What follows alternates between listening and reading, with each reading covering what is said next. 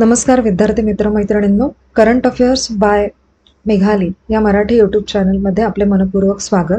इथे आपण daily current अफेअर्सचे important 12 questions पाहतो, जे तुम्हाला आपल्या येत्या MPSCच्या सर्व एक्झाम्समध्ये, सर्व सरळ सेवांमध्ये आणि सर्व केंद्रीय परीक्षांमध्ये नक्कीच पाहायला मिळतील. त्यामुळे आपल्या चॅनलवरती जर तुम्ही पहिल्यांदा आले असाल तर चॅनलला लाईक करा, जास्तीत जास्त विद्यार्थ्यांपर्यंत आपला चॅनल शेअर करा, जेणेकरून सर्व विद्यार्थ्यांना या चॅनलचा उपयोग होईल. आणि सबस्क्राईब करायला विसरू नका. सगळ्यात महत्त्वाची गोष्ट, लेक्चर शेवटपर्यंत पहा. तुमच्या स्वतःच्या शॉर्ट का होईना तुम्ही नोट्स काढण्याचा प्रयत्न करा. आणि सगळ्यात महत्त्वाची गोष्ट मला आज सांगायची की आज खरं तर आपलं मंथली करंट अफेअर्सचं लेक्चर यायला हवं होतं, पण मी आधीच माफी मागते, कारण की गेल्या महिन्यात माझी 2-3 वेळा जरा तब्येत ठीक नव्हती आणि जे काय ओव्हरऑल कामं होती, त्यामुळे मी अर्धं लेक्चर प्रिपेअर केलं होतं, पण त्या सगळ्या गोंधळामध्ये मला ते लेक्चरच प्रिपेअर करता आलं नाही आहे. तरी पण जर शक्य झालं तर मी आणण्याचा प्रयत्न करेन, पण जर मला नाही पॉसिबल झालं तर प्लीज मला माफ करा. आणि आपण जे काय कंटिन्यू आपली डेली करंट अफेअर्सची सिरीज आहे ना, ती या महिन्यात आपण कंटिन्यू करूच. पण मंथली करंट अफेअर मी खूप आधीपासूनच लेक्चर तयार करायला घेत असते आणि तेव्हा ते मंथली करंट अफेअर्स येतं. तर या महिन्यात ते येऊ शकलेलं नाही आहे, त्याबद्दल खरंच मनापासून सॉरी. तर पाहूयात आपण आजच्या म्हणजे 1 मार्च 2026च्या चालू घडामोडी. प्रश्न पहिला, संयुक्त राष्ट्राने ग्लोबल रोड सेफ्टी चॅम्पियन म्हणून कोणाची निवड केलेली आहे? तर या प्रश्नाचे योग्य उत्तर आहे पर्याय क्रमांक सी, सचिन तेंडुलकर यांची. या प्रश्नाचे महत्त्वाचे पॉइंट्स पहा.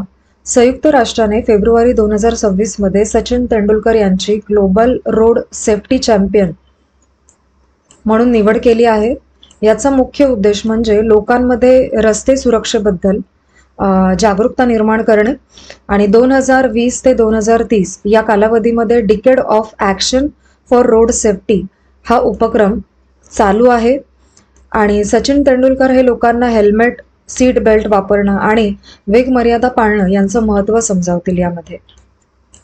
ठीक आहे, पुढील प्रश्न दुसरा, जम्मू आणि काश्मीरने पहिली रणजी ट्रॉफी किताब कोणाविरुद्ध जिंकलेला आहे? तर या प्रश्नाचे योग्य उत्तर आहे पर्याय क्रमांक बी, कर्नाटक विरोधात. त्याचे महत्त्वाचे पॉइंट्स पहा.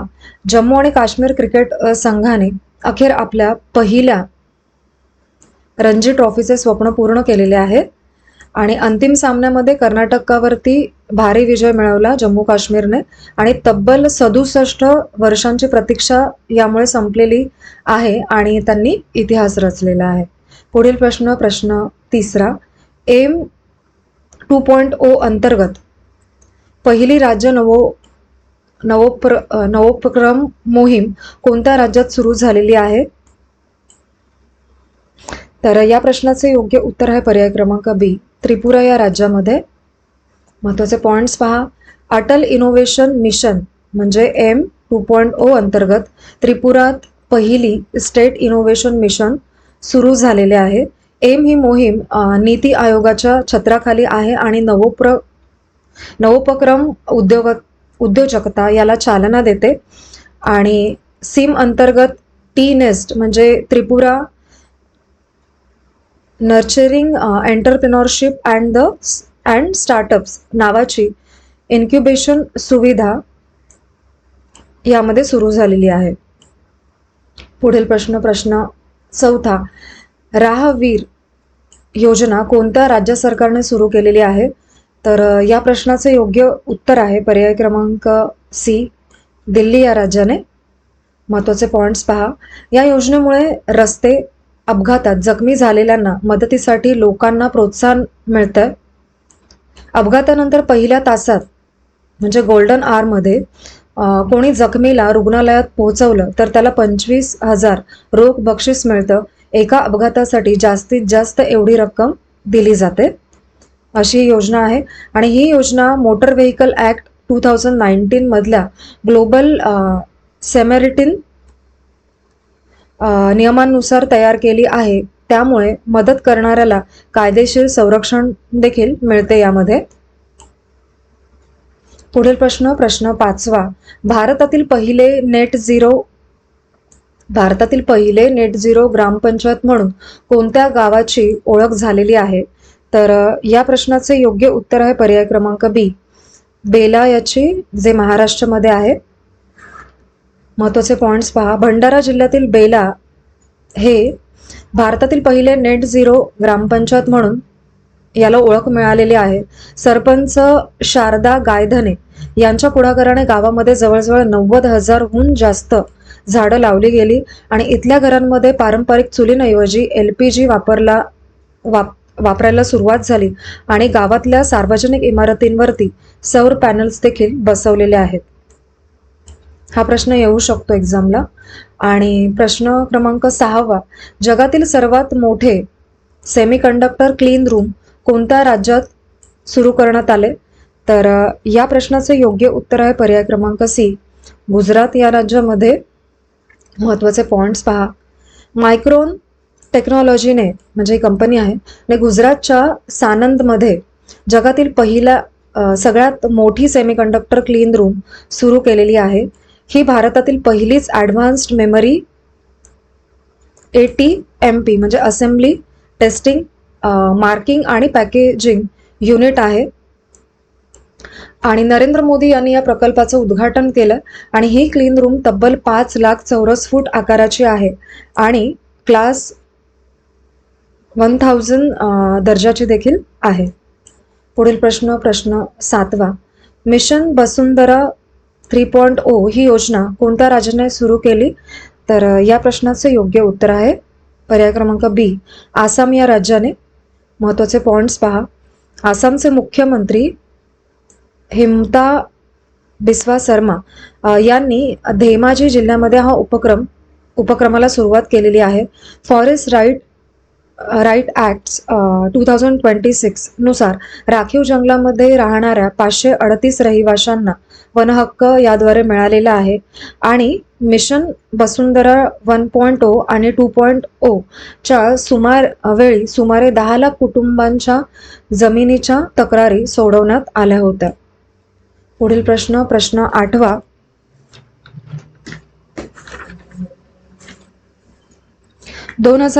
ची जनगणना कोणत्या पद्धतीने केली जाणार आहे?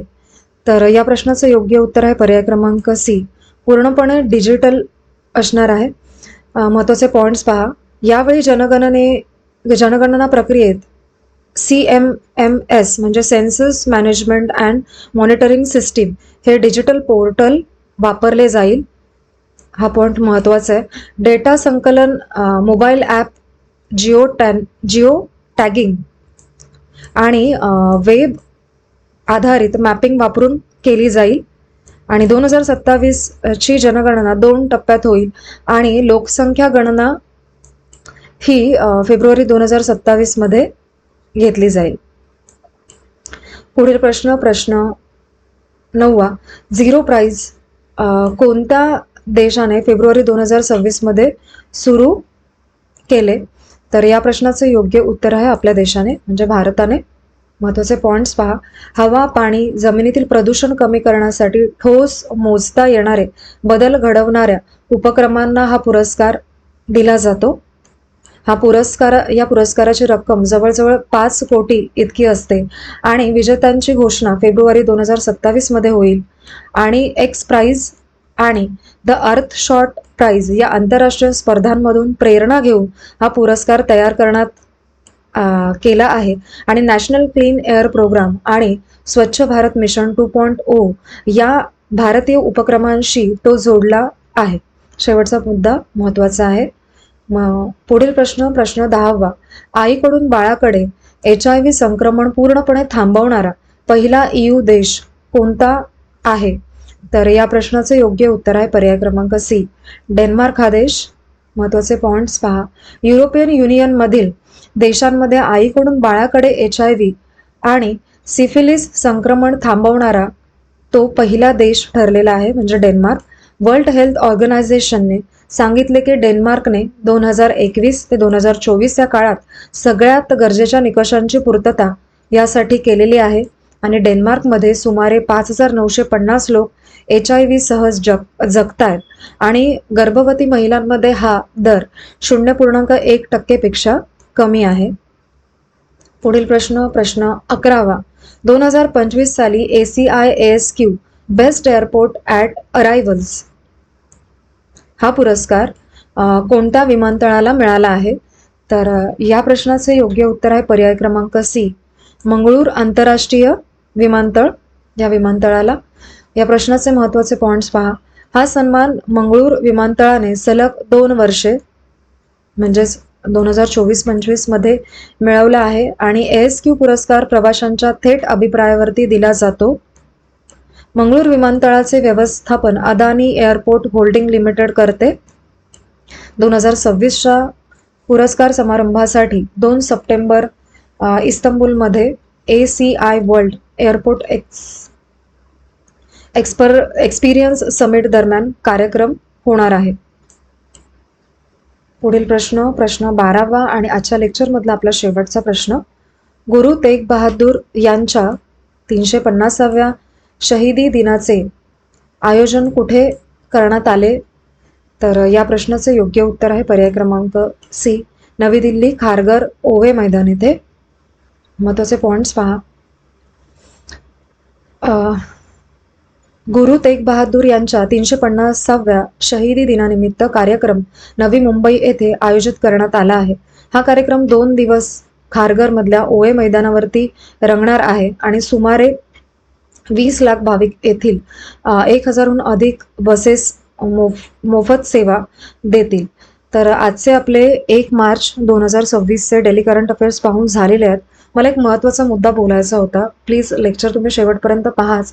पण कालचे जेव्हा मी न्यूजपेपर पाहत होती तर मला सोर्सही सांगायचा होता. तर मी हे जे काही न्यूज आहेत ना त्या 4 न्यूजपेपर म्हणजे लोकसत्ता, मटा, टाइम्स ऑफ इंडिया आणि हिंदुस्तान टाइम्स हे न्यूजपेपर काही आपल्या 3-4 गव्हर्नमेंट साईट्स आहेत ना त्याच्यावरून मी हा सगळा डेटा आणत असते आणि एक्सप्लेनेशन पण त्या न्यूजमधलेच असते. जी काय न्यूज असते त्यातलं एक्सप्लेनेशन आणि त्याचा MCQ. ठीक आहे, अशा पद्धतीचा आपला डेटा आहे. तर मला काल एक आपलेच सबस्क्रायबर आहेत त्यांनी मेसेज केला होता की मॅडम लोकसत्तामधल्या न्यूज आणा. तर लोकसत्तामधल्या देखील न्यूज असतात पण लोकसत्तामध्ये परीक्षाभिमुख न्यूज एखादी आहे का तरच ती आणता येईल. जर पूर्ण पेपर चाळल्यानंतर देखील आपल्याला जर एकही परीक्षाभिमुख जर न्यूज मिळत नसेल तर ती आणता येत नाही. पण जेवढे काही मी आता सोर्सेस सांगितले ना हे सगळे ऑथेंटिक आणि आपल्या परीक्षेसाठी गरजेचे असणारे सोर्सेस आहेत आणि तिथूनच या न्यूज येतात. बाकी कुठलंही मी माध्यम वापरत नाही न्यूज आणण्यासाठी. आणि कालचा न्यूज म्हणजे मटा वाचत असताना मला एक न्यूज दिसली की 29 वर्षीय आपली ताई जी एक आहे अंबरनाथमध्ये राहणारी मुंबईमध्ये, तर तिने स्पर्धा परीक्षेमध्ये आलेल्या अपयशामुळे तिने आपला जीव दिलेला आहे म्हणजे आत्महत्या केलेली आहे. तर मला एक सांगायचं होतं सगळ्या विद्यार्थी मित्रमैत्रिणींना, मी देखील एक विद्यार्थी आहे किंवा होते MPSCची बराच काळ. आपली जी काही लोकसंख्या आहे आणि आपली जी काही आकडेवारी आहे पद निघण्याची, तर त्यामुळे समजा एक उदाहरण दिलं की 1000 पोस्ट असतील आणि आपण 1.5 लाख मुलं फॉर्म भरतोय, तर जेव्हा 1 लाख मुलं सिलेक्ट होणार आहेत ना तेव्हा बाकीची उरलेली मुलं ही घरीच जाणार आहेत. त्यामुळे कधीही आयुष्यामध्ये स्पर्धा परीक्षेमध्ये सिलेक्ट नाही झालोय, मनासारखा जॉब नाही मिळाला किंवा मनासारखं काही होत नाहीये तर नाराज होऊ नका. सगळ्यात महत्त्वाची गोष्ट म्हणजे ना लाईफमध्ये सगळ्यात काही महत्त्वाचं असेल ना तर आपलं जीवन, आपलं आयुष्य आणि आपण जे जगतोय ना ते खूप महत्त्वाचं आहे.